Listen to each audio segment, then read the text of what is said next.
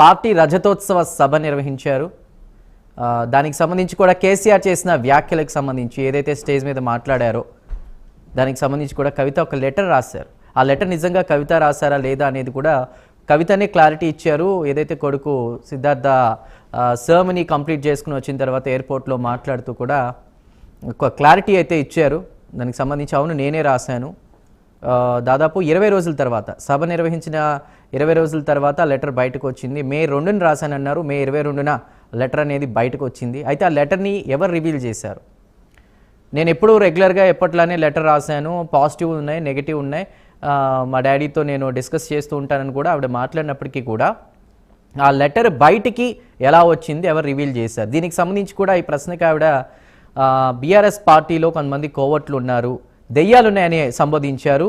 కొంతమంది దెయ్యాలు ఉన్నారు, మరి ఆ దెయ్యాలు ఎవరో బయటకు చెప్పలేదు. కానీ దానికి సంబంధించి కేటీఆర్ని ప్రశ్నించినప్పుడు కూడా రేవంత్ కోవట్లు ఉన్నారని ఆయన చెప్తున్నారు. అంటే ఇక్కడ మనం చూడాల్సింది ఏంటంటే కవిత వర్సెస్ బీజేపీగా ఉంది. బీజేపీ నన్ను చాలా బాధ పెట్టిందని మాట్లాడారు కవిత. అలాంటి బీజేపీకి సంబంధించి కూడా సరిగ్గా ఆయన స్పందించలేదంటూ కూడా మాట్లాడడం, ఒక రకంగా ఆవిడ బీజేపీపై కోపంగా ఉన్నారు. మరోవైపు చూస్తే ఆ కోవట్ల గురించి మాట్లాడుతూ కూడా రేవంత్ రెడ్డి కోవట్లు ఉన్నారంటూ కూడా కేటీఆర్ మాట్లాడటం, ఇవన్నీ చూస్తుంటే అసలు ఏం జరుగుతోంది? కేసీఆర్ దేవుడు, ఏది ఏమైనప్పటికీ కూడా కేసీఆర్ దేవుడు, ఆయన మా నాయకుడు, ఆయన సారథ్యంలో మేము నడుస్తామని ఇద్దరు చెప్తున్నారు. కేటీఆర్ ఏమో మేమందరం కూడా కార్యకర్తలు అంతర్గతంగా ఎందుకు మాట్లాడుకోవడం, లెటర్లు పెట్టుకోవడం అంటూ కూడా మాట్లాడుతున్నారు. కొద్దిసేపటి క్రితం అంటే ఈ మీడియాతో మాట్లాడుతున్నప్పుడే కూడా ఆవిడ కొన్ని ఎయిర్పోర్ట్లో దిగ్గానే మా ఫాదర్ అంటే కేసీఆర్తో మాట్లాడాను అది ఇది అని చెప్పారు. మరి మాట్లాడినప్పుడు ఫోన్లో మాట్లాడచ్చు కదా, ఈ లెటర్లన్నీ కూడా ఏంటి, ఈ లెటర్ని రివీల్ చేసింది ఎవరు అనేది కూడా ప్రస్తుతం చర్చనీయాంశంగా మారుతుంది. అసలు ఏం జరుగుతోంది పార్టీలో? సొంతంగా సామాజిక తెలంగాణ అంటూ కూడా మాట్లాడుతూ తెలంగాణని ఏర్పడినాక కూడా ఇంకా పరిస్థితులు ఏమి బాగాలేదని మాట్లాడడం, అంటే అక్కడ ఎయిర్పోర్ట్లో సిచ్యువేషన్స్ చూస్తే కూడా బీఆర్ఎస్ కార్యకర్తలు కానీ బీఆర్ఎస్ పార్టీ జెండా కానీ ఎక్కడ కనిపించలేదు. కేవలం కవితకి సంబంధించినటువంటి ఏవైతే పోస్టర్లు కానీ లేదంటే తెలంగాణ జాగృతికి సంబంధించినటువంటి అభిమానులు వాళ్ళే అక్కడికి ఎక్కువగా రావడం. ఏం జరుగుతుంది గులాబీ పార్టీలో? అంతర్గత విషయాలను అంతర్గానే చర్చించాలని కేటీఆర్ వ్యాఖ్యానించడం వెనక ఉన్నటువంటి ఆంతర్యం ఏమిటి? ఇటు కాంగ్రెస్ చూస్తే, కాంగ్రెస్ వైఖరి చూస్తే కనుక పార్టీలో విభేదాలు స్టార్ట్ అయ్యాయి, లొసుగులన్నీ కూడా బయటపడుతున్నాయి, లేదా డైవర్షన్ పాలిటిక్స్ నడుస్తున్నాయి. అందుకే కేటీఆర్ కూడా మాట్లాడుతున్నారు, రేవంత్ రెడ్డి మీద నెపం వేసే ప్రయత్నం చేస్తున్నారు. నేషనల్ హెరాల్డ్ కేసుకు సంబంధించి రేవంత్ పేరుని తీసుకొస్తూ కూడా ఒక రకంగా ఆయన మతి భ్రమించింది కేటీఆర్కి అంటూ కూడా పిసిసి ప్రెసిడెంట్ మహేష్ కుమార్ గౌడ్ వ్యాఖ్యల్ని ఎలా చూడాలి? సో ఇది ఇవాళ టాపిక్. అసలు ఏం జరుగుతోంది? కవిత గీత దాటారా? అదేవిధంగా సొంత కూతురైనా సరే అక్కడ డియర్ సార్ అని కానీ ఏం లేదు, డియర్ డాడీ అనే సంబోధించారు. మరి ఆ లెటర్ వెనక ఏముంది ఏంటండి అనేది మనం డిస్కస్ చేద్దాం. రైట్, ఇవాళ మన డిబేట్లో జాయిన్ అవుతున్నారు సునీత గారు, బీజేపీ అధికార ప్రతినిధి. సునీత గారు నమస్కారం and welcome to the debate అండి. అదేవిధంగా చరణ్ కౌశిక్ యాదవ్ గారు, కాంగ్రెస్ రాష్ట్ర కార్యదర్శి, కొద్దిసేపట్లో జాయిన్ అయ్యారు మనకి. నమస్కారం సార్. అదేవిధంగా విజయార్య క్షత్రియ, బీఆర్ఎస్ అధికార ప్రతినిధి జాయిన్ అవుతున్నారు. అదేవిధంగా డి పాపారావు గారు, రాజకీయ విశ్లేషకులు, ప్రముఖ రాజకీయ విశ్లేషకులు. రైట్, మాట్లాడదాం. పాపారావు గారితో ముందు మాట్లాడదాం. పాపారావు గారు నమస్కారం.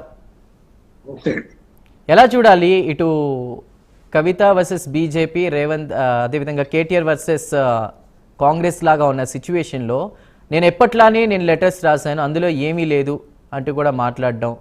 అక్కడ మనం చూస్తే కనుక కవిత ఏమైనా గీత దాటారా? అక్కడికి ఎయిర్పోర్ట్ దగ్గర సిచ్యువేషన్ చూస్తే ఏమో తెలంగాణ జాగృతికి సంబంధించినటువంటి కార్యకర్తలు అదే రావడం, రాజకీయ మార్గం ఏమైనా చేంజ్ అవుతుందా? మీరు ఎలా చూస్తారు?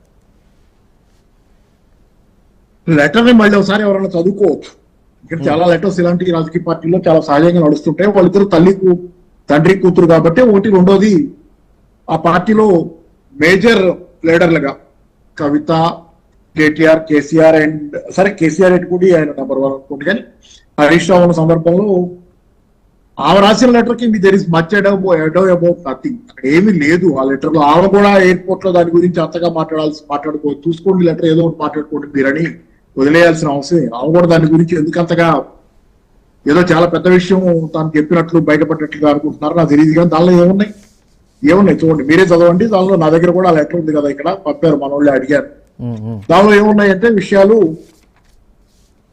ఎస్సీ క్లాసిఫికేషన్ గురించి మాట్లాడి ఉండాల్సింది, బీసీ 42% రిజర్వేషన్ గురించి మాట్లాడి ఉండాల్సింది, అలాగే ఇట్లాగే ఉన్న ఏదో ఇంకా వక్ఫ్ బోర్డు గురించి ఉండాల్సింది. అవును. ఉర్దూలో మాట్లాడితే బాగుండేది. మధ్యలో కాస్త ఇదేంటి రాజకీయ నాయకులు ఇప్పుడు అన్ని భాషల్లో పోయిన చోట్ల ఎక్కడ భాష అక్కడ మాట్లాడుతున్నట్టుగా 4 భాషల్లో మాట్లాడాలి బాగుంటే అన్నట్లుగా ఉర్దూలో కూడా మాట్లాడితే ఈ తప్పితే ఏమున్నాయి దానిలో చెప్పండి మీరు? ప్రత్యేకంగా వాళ్ళలో కొట్లాడుకుంటున్నారు వాళ్ళు అనుకునే విధంగా ఏమున్నాయి? ఆఖరికి కవిత ఎయిర్పోర్ట్ లో బ్లడ్ అవుట్ చేసిన దెయ్యాలు ఉన్నాయి కేసీఆర్ చుట్టూ అని మాట్లాడింది మాటే పెద్దది. అసలు ఈ లెటర్ లో ఉన్న విషయాల కంటే అది పెద్దది. అవును. కేసీఆర్ చుట్టూ దెయ్యాలు ఉన్నాయన్న మాట పెద్దది. ఈ లెటర్ లో ఏమీ లేదు. అనవసరంగా ఆమె తన లెటర్ గురించి తనే ఊహించుకొని ఇక్కడ ఏదో జరిగిపోయిందని ఆమెన్న దెయ్యాలు ఉన్నాయి కేసీఆర్ చుట్టూ అన్నదే పెద్దది. మరి ఆ దెయ్యాల విషయం కూడా ఈ లెటర్ లో ఉంటే అది వేరే విషయం. ఈ లెటర్ లో లేదు అది. మరి ప్రత్యేకంగా సపరేట్ గా ఎందుకు మాట్లాడారో అది సరే. అది అందుకని ఏంటంటే ఇప్పుడు పెద్ద లెటర్ లో ఏమీ లేదు. పెద్ద మామూలుగా మాట్లాడుకునే మాటలే. ఇప్పుడు మన కుటుంబంలోనే ఉంటాం.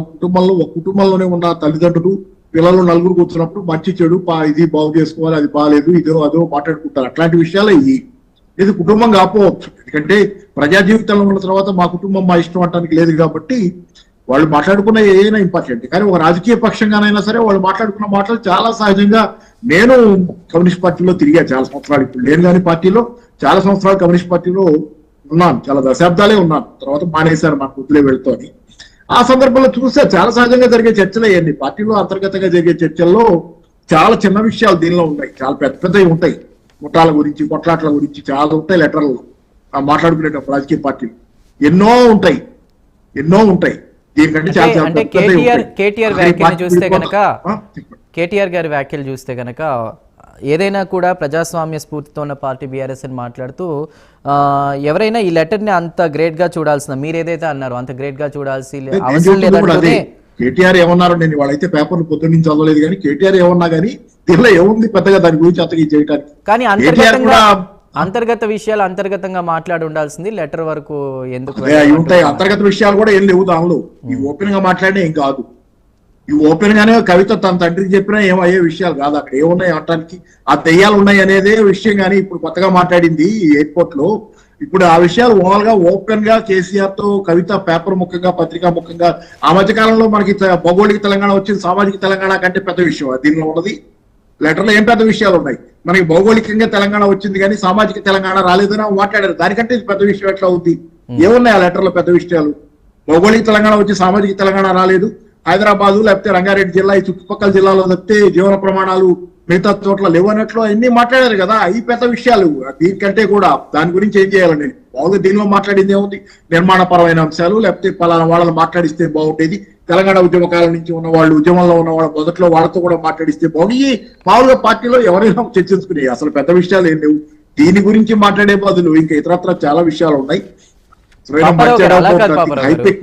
ఒకటి ఆవిర్భావ సభ జరిగిన ఇన్ని రోజుల తర్వాత ఫీడ్బ్యాక్ ఇవ్వడాన్ని ఏ విధంగా చూడాలి?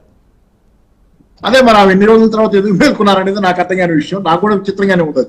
ఇన్ని రోజుల తర్వాత ఎప్పుడు రాశారు ఆ లెటర్ మరి నాకైతే తెలియదు. ఇప్పుడు బయటకు వచ్చి మే 2 రాశారు. అది 22 అంటే నిన్న బయటకు వచ్చింది. అదే ఇన్నాళ్ళ తర్వాత మరి ఆమె ఎందుకు రాశారు, ఇన్నాళ్ళు ఆమె ఏం చేస్తున్నారనేది సరే అవన్నీ ఏముంది. కానీ ఆమె రాసిన దానిలో ఏంటంటే జనాల అభిప్రాయాలుగా రాశారు. బయట అనుకుంటున్నారనేది రాశారు. మరి బయట అనుకున్నాయి ఆమె తెలుసుకోవడానికి ఇంత టైం పట్టు ఉండొచ్చు. ఆమె అనుకున్నవి రాస్తే అప్పటికప్పుడు రాస్తారు. రైట్. మీటింగ్ గురించి ఆమె అనుకున్నది అయితే అప్పటికప్పుడు చెబుతారు. బయటికి పోతే ఇలా అనుకుంటున్నారు. బయట పబ్లిక్ లో ఉన్న ఒపీనియన్ ఇదని రాశారు. చూడండి లెటర్ లో మీరు పబ్లిక్ లో ఉన్న ఒపీనియన్ రకరకాల కామెంట్స్ వస్తున్నాయి దీని గురించి అనేది రాశారు. మనం కూడా వింటుంటాం అలాంటి కామెంట్స్. ఎలా ఆమె కూడా విన్న కామెంట్లు ఆమె రాశారు. మంచిదే కదా, జనాల్లో ఉంది కదా ఆమె, అంతవరకు మంచిది. 4 కామెంట్లు విన్నారు. దానికి ఇంత టైం పట్టిందేమో ఆ ఫీడ్బ్యాక్ తీసుకోవడానికి. పైగా కుమారుడికి సంబంధించి ఆమె అమెరికాలో ఏదో కాన్వకేషన్ ఫంక్షన్ ఏదో ఉంది కదా, దానికి పోయారు కదా, దాని పనుల్లో ఉండుంటారు. ఆమె వచ్చినప్పుడు ఆమె రాశారు. అయినా ఈ పార్టీకి తెలియాల్సిన ఫీడ్బ్యాక్ ఆయనకు కూడా తెలిసే ఉంటుంది. ఒకటే సోర్స్ ఉండదు కదా ఎవరికైనా.